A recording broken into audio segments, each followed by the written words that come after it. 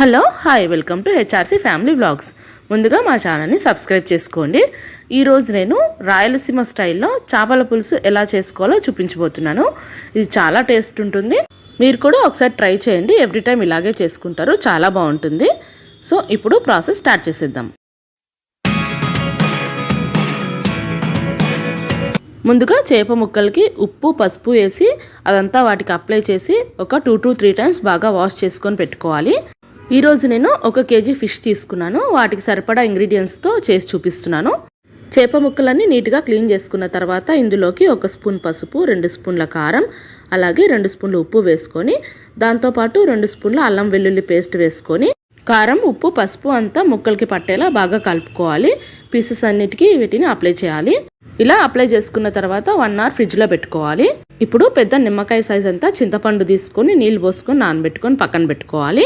Stove మీద కడాయి పెట్టుకొని 2 స్పూన్ల జీలకర్ర, అలాగే 1 స్పూన్ ధనియాలు, 1 స్పూన్ మెంతులు వేసుకొని బాగా వేయించుకొని దోరగా వేయించుకొని పక్కన పెట్టుకోవాలి. అలాగే 2 స్పూన్లు నువ్వులు వేసుకోవాలి. దాంతోపాటు 1 స్పూన్ గసగసాలు వేసుకోవాలి. అలాగే హోల్ గరం మసాలా, సాజీరా, చెక్క, 4 లవంగాలు, 3 ఇలాచీ వేసుకొని దోరగా వేయించుకొని చివర్లో దించే ముందు 1 స్పూన్ కొబ్బరి పొడి వేసుకొని, ఎక్కువసేపు వేయించకూడదండి, కొబ్బరి పొడి మాడిపోతుంది. సో వెంటనే దించేసుకోవాలి. ఇప్పుడు అదే కడాయిలో 2 స్పూన్ల ఆయిల్ వేసుకొని 1 ఉల్లిగడ్డ వేసుకొని వేయించుకోవాలి. దాంతోపాటు 1 కొత్తిమీర కట్ట, 1 పుదీనా కట్ట వేసుకొని వేయించుకోవాలి.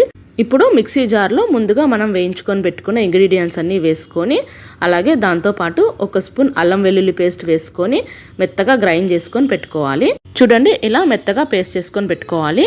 స్టవ్ మీద ఇలా వెడల్పుగా ఉన్న గిన్నె పెట్టుకొని దాంట్లో 4 స్పూన్ల ఆయిల్ యాడ్ చేసుకోవాలి. తర్వాత పోపు దినుసులు వేసుకొని 2 రెమ్మల కరివేపాకు అలాగే 1 ఉల్లిగడ్డ వేసుకొని బాగా వేయించుకోవాలి. ఉల్లిగడ్డ కాస్త వేగిన తర్వాత మనం ముందుగా రెడీ చేసి పెట్టుకున్న మసాలా పేస్ట్ ఇందులోకి యాడ్ చేసుకోవాలి. మసాలా అంతా కాస్త ఫ్రై అయిన తర్వాత ఇందులోకి 1 స్పూన్ పసుపు, 2 స్పూన్ల కారం, అలాగే 2 స్పూన్ల ఉప్పు యాడ్ చేసుకోవాలి. మనం కారం ఉప్పు చూసుకొని వేసుకోవాలి.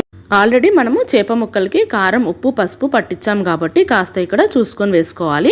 ఇది కాస్త మగ్గిన తర్వాత ఇందులోకి చేప ముక్కలు ఒక్కొక్కటిగా వేసుకోవాలి. ముక్కలన్నీ ఇందులోకి యాడ్ చేసుకున్న తర్వాత ఎక్కువగా కలపకూడదండి, కలిపితే ముక్కలన్నీ విరిగిపోతాయి. తర్వాత ఇందులోకి చింతపండు నీళ్ళు వేసేసుకోవాలి. ఇప్పుడు చేప ముక్కల సైడ్ నుంచి లైట్గా కలుపుకుంటూ 10 నిమిషాలు హై ఫ్లేమ్ మీద 5 నిమిషాలు లో ఫ్లేమ్ మీద ఉడికించుకోవాలి. అంతే, ఎంతో టేస్టీగా ఉండే చేపల పులుసు రెడీ అయిపోయింది. సో మీరు కూడా ట్రై చేయండి. మా ఛానల్ని సబ్స్క్రైబ్ చేసుకోండి. మా వీడియోస్ మీకు నచ్చినట్టయితే లైక్ చేయండి, షేర్ చేయండి. Thank you so much for watching.